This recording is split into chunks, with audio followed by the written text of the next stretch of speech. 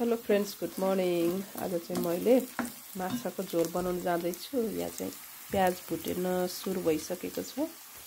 अनि चाहिँ मैले यहाँ सिलौटामा जिरा, धनिया, खुर्सानी, तिल, थोरै तोरी मिसाएर पिनेको छु। अनि यहाँ चाहिँ अचारको लागि सिलौटोमा पिनेको के सबै सामानहरू।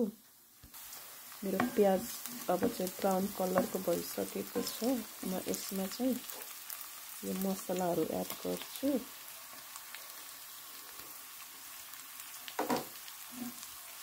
मसला भुट्छु एकछिन। मैले चाहिँ यहाँ सामन माछाको टाउका सफा गरेर काटेर अनि मासु पनि सामन फिलेट पनि काटेर मिक्स गरेको छु, धोएर कभर गरेर राखेको। अनि आज चाहिँ मैले सिलौटोमा मसलाहरू पिनेर यस्तो तरिकाले बनाउन लागेको कि आज माछाको झोल मलाई पनि खान मन लाग्यो।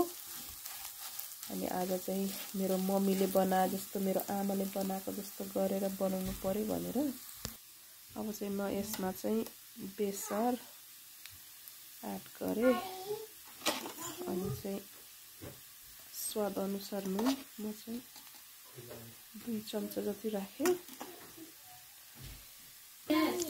यो मसलाहरू मजाले मिक्स भयो। अब चाहिँ म यसमा टमाटर एड गरेँ। यो हो 3 टमाटर।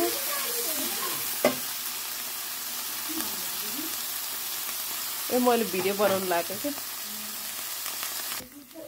मेरो चाहिँ यो मसला मजाले भुट्यो हेर्नु। अब चाहिँ म यसमा यो अघि सिलौटोहरू धोएर मैले राखेको पानी एड गरेँ सुपको लागि।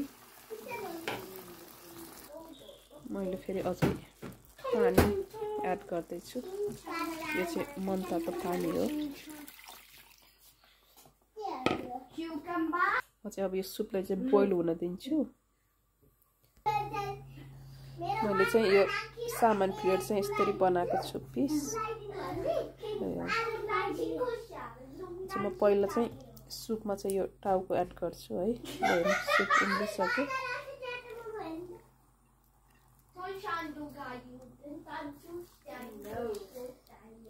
तातो माछाको टाउको।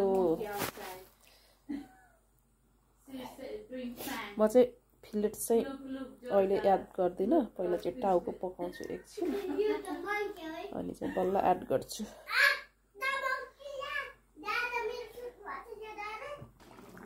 ल हेर्नु साथीहरू, मेरो माछाको टाउको चाहिँ मजाले पाक्यो।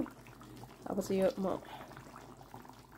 यो फिलेट्सको पिस राख्छु। यो चाहिँ धेरै टाइम लाग्दैन, यो त एकैछिनमा पाक्छ। ल साथीहरू, मेरो माछा चाहिँ रेडी भयो। म लास्टमा चाहिँ धनिया एड गरेँ है।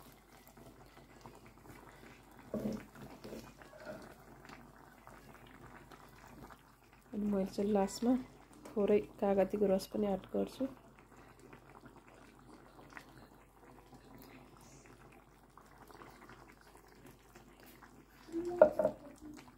मैले चाहिँ यहाँ अचार पनि बनाउँदैछु।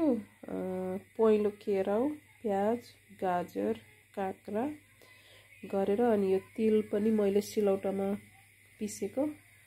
अनि यहाँ चाहिँ तेल तताउँदैछु।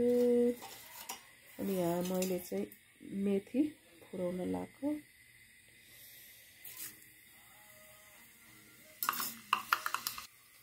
म चाहिँ यो कागतीको रस पनि एड गरेँ। यो चाहिँ खुर्सानी। धेरै पिरो नखाने भएर मैले पिरो चाहिँ राखिनँ। यो खुर्सानी मात्रै हो फुराएको।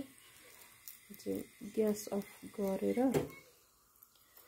अनि चाहिँ यहाँ चाहिँ बेसार एड गरेँ।